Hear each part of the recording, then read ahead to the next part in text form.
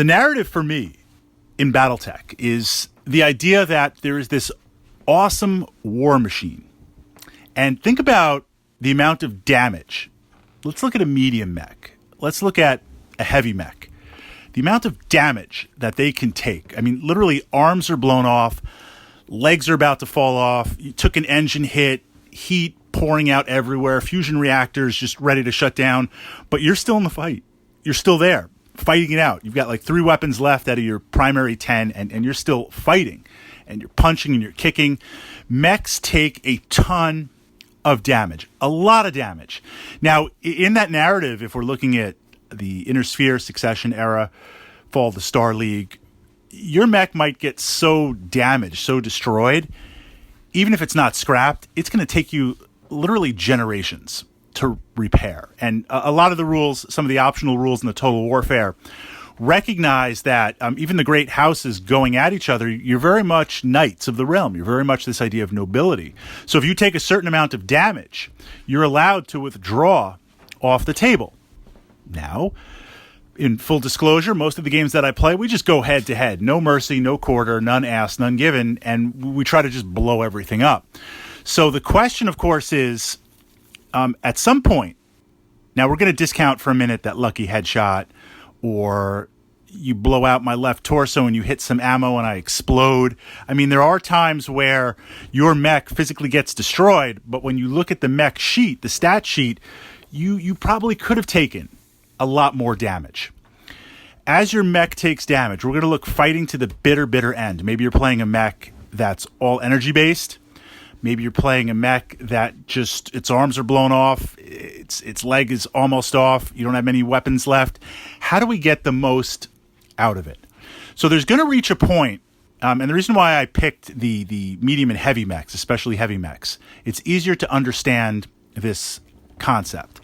Let's look at first mech I think of, because I'm really pumped for the new plastics coming. Let's look at the Warhammer as an example. But again, this checklist here will apply to all the mechs. So we've got stock Warhammer. We have redundancy of weapons. We've got 2 PPCs, we've got lasers, we've got the short range missiles, so we've got the machine guns. So we've got stuff that can reach at long range, medium, and short range, and multiples of each. Yes, there's going to be some heat management, but the idea, if one PPC gets destroyed, I still have another. If I run my missiles dry, I've still got the lasers. As my lasers get destroyed, I still have others. So what you're going to see is as you take damage and weapons get destroyed, you're going to reach that point where I'm actively engaging mechs. I'm actively going out and my Warhammer is engaging you.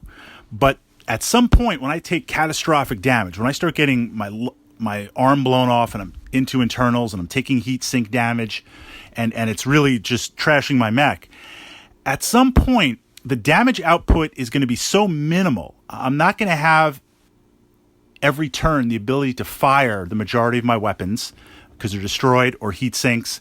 And now it switches to not so much damage output, but just staying up as long as I can, being just a total pain with that mech, trying to cause as many problems for my opponent with that mech that I can. And again, we're playing non-force withdrawal. We're playing, fighting to the bitter end. Maybe the scenario calls for it, or that's just how you escape. Maybe you're a pirate mech and you're not going to be given any quarter, going up against the houses. So at that point, I look and say, if I've lost both PPCs, I've lost a lot of the shorter range weapons, they've been destroyed, I'm down on the heat sinks, what I'm going to look to do, I want to stay alive as long as I can. Because I have that mech, as long as it's up, it's an initiative point. Initiative is massive in Battletech. This is why if you're playing a Lance 4 versus 4, the first person that loses a mech is now at a tremendous disadvantage.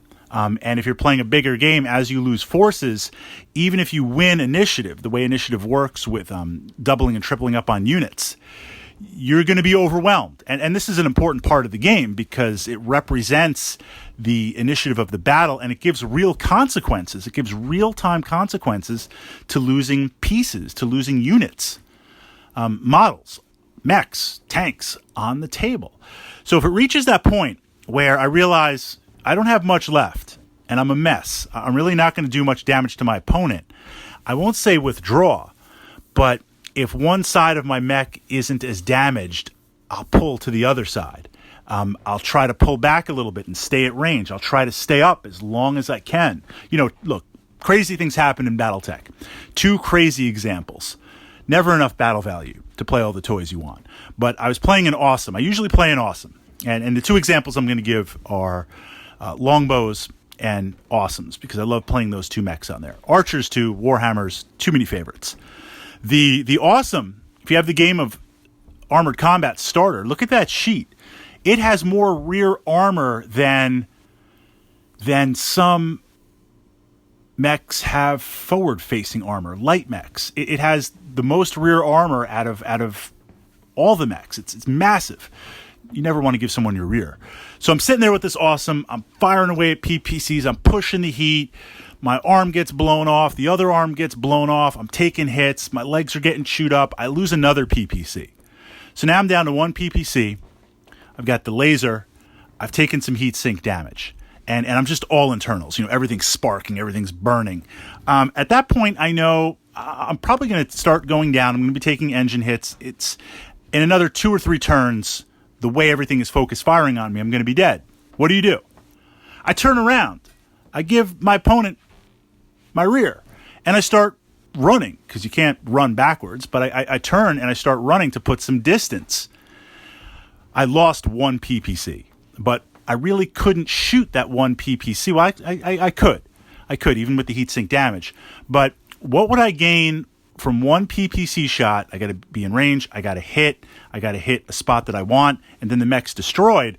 Or if I can keep that awesome up, if I can keep it literally up, that keeps my initiative. That keeps my initiative going. Another example with the longbow, just taking massive amounts of damage. And then I had both the LRM 20s on either side blown off, and I was starting to run dry with the 5s. 1 5 might have been blown up. Same thing. I turned to the side where the arm had blown off. One of the arms had blown off. I think it was on the left side, but for the most part, my left side was intact. So literally, I just turned to the left side. I try to put some distance. It switches in Battletech, where damage output versus staying alive at all costs. Run into the forest, run over the hill. We won't call it a retreat because Fritz never retreats. We'll call it a tactical withdrawal. The only thing I would possibly change would be if I was playing a heavier end Spectrum heavy mech or an assault mech and things are close. If my awesome was a little bit closer, and I had a viable target, a medium like a Wolverine or a Griffin, I would run up and kick. I would run up and slam. I would be doing physical attacks that I could. That's a little bit different story. That's puts a different spin on it. But guns versus guns, you will reach that point. You have to know when to switch. Try to keep that mech up. And this is coming from the guy that always goes out in a blaze of glory. But try to keep that mech up so you can keep your initiative levels up.